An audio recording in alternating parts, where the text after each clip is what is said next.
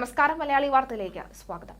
US president തെരഞ്ഞെടുപ്പിലെ Republican സ്ഥാനാർത്ഥിയായ ട്രംപുമായി കൂടിക്കാഴ്ച നടത്തി ഇസ്രായേൽ പ്രധാനമന്ത്രി ബെഞ്ചമിൻ നെതന്യാഹു. ഫ്ലോറിഡയിലെ ട്രംപിന്റെ എസ്റ്റേറ്റിൽ വെച്ചായിരുന്നു കൂടിക്കാഴ്ച. പ്രസിഡന്റ് ജോ ബൈഡനുമായും വൈസ് പ്രസിഡന്റ് കമല ഹാരിസുമായും നെതന്യാഹു കൂടിക്കാഴ്ച നടത്തിയിരുന്നു. നെതന്യാഹുവിനെയും ഭാര്യ സാറയെയും അഭിവാദ്യം ചെയ്ത ട്രംപ് കമല ഹാരിസിനെതിരെ വിമർശനം ഉന്നയിക്കുകയും ഒക്കെ ചെയ്തിട്ടുണ്ട്. നെതന്യാഹു വന്നു കണ്ടതിന് പിന്നാലെ ഇസ്രായേൽ നടത്തുന്ന അധിനിവേശത്തിനിടെ ഗസയിൽ വൻതോതിൽ സിവിലിയന്മാർ കൊല്ലപ്പെടുന്നതിനെ കമല ഹാരിസ് വിമർശിച്ചിരുന്നു. കമലയുടെ പ്രസ്താവന നെതന്യാഹുവിനെ അപമാനിക്കുന്നതാണ് എന്നും ട്രംപ് പറഞ്ഞു. നെതന്യാഹുവുമായി അഭിപ്രായ ഭിന്നതകൾ ഉണ്ടെന്ന റിപ്പോർട്ടുകൾ ട്രംപ് തള്ളി. ഇസ്രായേൽ പ്രധാനമന്ത്രിയുമായി എപ്പോഴും നല്ല ബന്ധമാണുള്ളത്. തന്റെ ഭരണകാലത്താണ് ടെൽ അവീവിൽ നിന്ന് ജെറുസലേമിലേക്ക് US എംബസി മാറ്റിയത് എന്നും ട്രംപ് കൂട്ടിച്ചേർത്തു.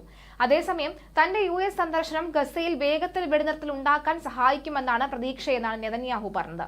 നേരത്തെ നെതന്യാഹുവിനെ വിമർശിച്ച ഡൊണാൾഡ് ട്രംപ് രംഗത്തെത്തിയിരുന്നു.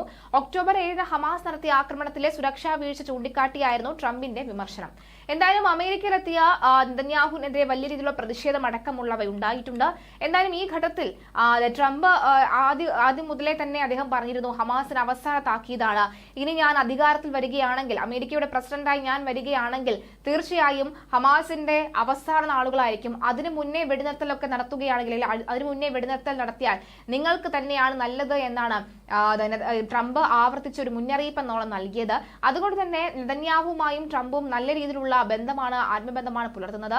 എന്തായാലും വെടിനിർത്തൽ ചർച്ചകൾ അതിവേഗമാകാനുള്ള സാധ്യത, അല്ലെങ്കിൽ വെടിനിർത്തൽ അതിവേഗമാകാനുള്ള സാധ്യത തന്നെയാണ് മുന്നിലുള്ളത് എന്ന് ആവർത്തിക്കുകയാണ് നെതന്യാഹു. എന്തായാലും നേരത്തെ നെതന്യാഹുവിനെ വിമർശിച്ച ട്രംപ് രംഗത്തെത്തുകയും ചെയ്തിരുന്നു. അതിനിപ്പോൾ പൂർണ്ണമായി തള്ളുന്ന സാഹചര്യമൊക്കെ തന്നെ ഉണ്ടാകുന്നുണ്ട്. എന്തായാലും നിലവിൽ അമേരിക്കയിലെത്തിയിരിക്കുന്ന നെതന്യാഹു നാളെയോടുകൂടി മടങ്ങിപ്പോകാനുള്ള സാധ്യതയാണ് ഉള്ളത്. വെടിനിർത്തൽ ചർച്ചകൾ ശക്തമായി തന്നെ മുന്നോട്ട് പോകണമെന്ന ആവശ്യവും നിലനിൽക്കുകയാണ്.